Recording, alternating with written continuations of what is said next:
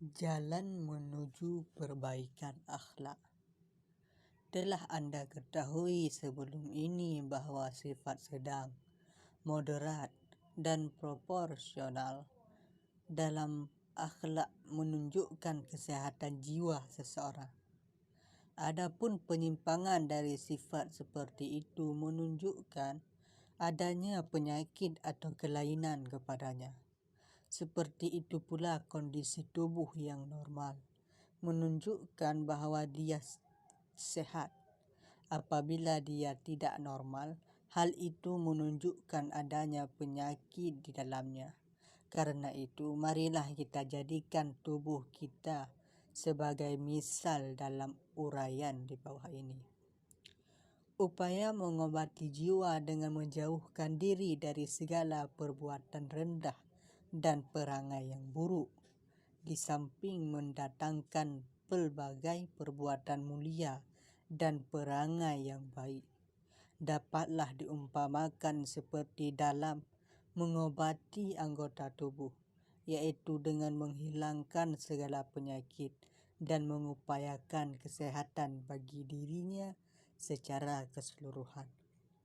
Sebagaimana asal mula kondisi tubuh manusia, pada gilirannya dalam keadaan sedang dan normal atau tengah-tengah, sebagai misal suhu badannya tidak terlalu panas dan tidak terlalu dingin, detak jantungnya tidak terlalu cepat dan tidak pula terlalu lambat, dan seterusnya.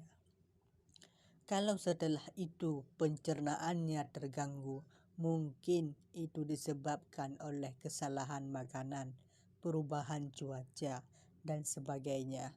Dan seperti itu pula, setiap anak dilahirkan dalam keadaan lurus jiwanya dan sehat fitrahnya. Kemudian kedua orang tuanya lah yang ada kalanya menjadikannya seorang Yahudi, Nasrani ataupun Majusi.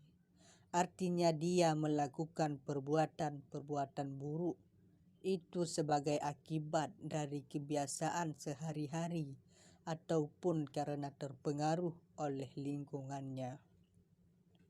Sebagaimana pada mulanya tubuh seseorang tidak tercipta dalam keadaan sempurna, tetapi dalam pertumbuhannya kemudian dia menjadi sempurna dan kuat dengan makanan yang bergizi dan gerakan-gerakan jasmani yang tepat.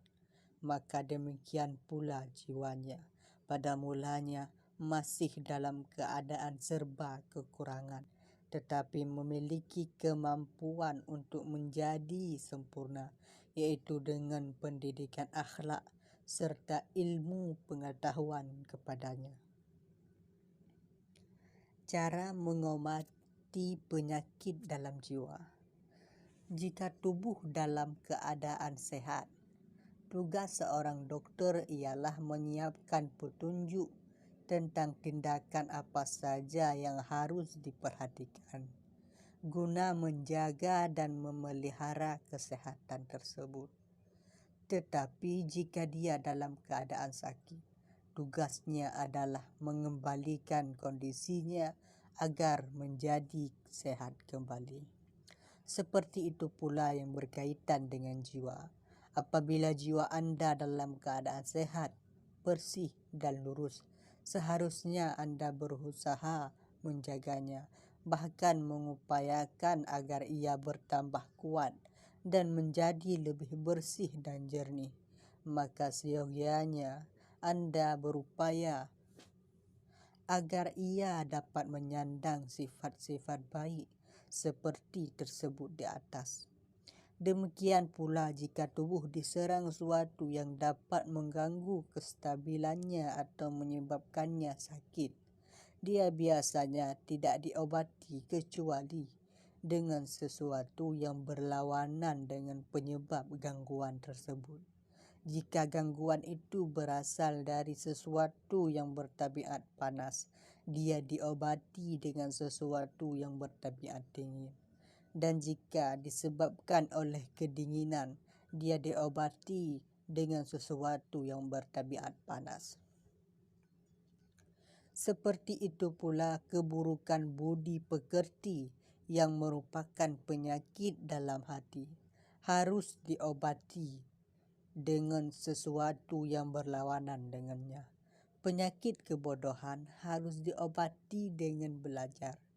Penyakit kebakhilan dengan memaksa diri untuk berlaku dermawan. Penyakit sombong dengan sikap tawadhu. Adapun kerakusan dengan menahan diri secara bersungguh-sungguh dari apa yang diinginkan oleh nafsu.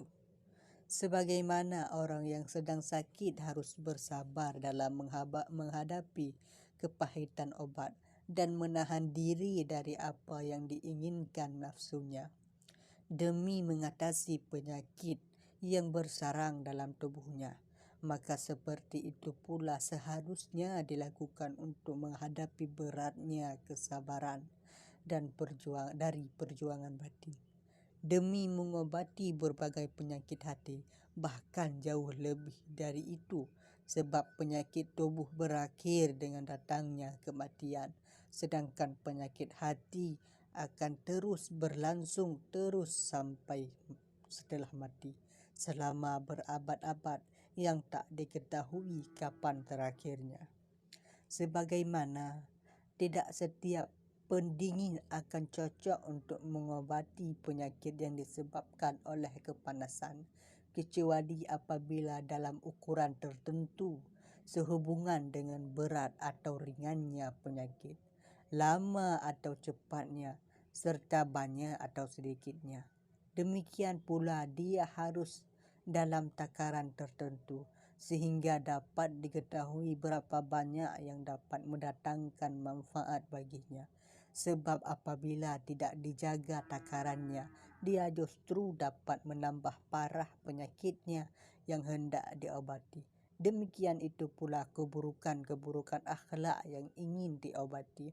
Obatnya haruslah dalam ukuran dan takaran tertentu pula. Sebagaimana kadar dan jenis obat harus disesuaikan dengan kadar dan jenis penyakit, sehingga dokter tidak akan mengobati sebelum mengetahui apakah penyakit itu bersumber dari suatu yang bersifat panas atau dingin, dan juga kalau itu dari kepanasan, berapa derajat dan berapa besar kekuatannya. Lalu dia juga akan mengamati kondisi tubuh si pasien, juga kondisi suhu udara tempat itu, apa pekerjaan pasien, berapa usianya, dan bagaimana keadaannya secara keseluruhan. Baru setelah itu semua, dia memulai pengobatannya sesuai dengan hasil diagnosanya. Seperti itu pula siogianya yang dilakukan oleh seorang guru yang diikuti, yang hendaknya mengobati hati para muridnya serta orang-orang yang mengharapkan nasihatnya.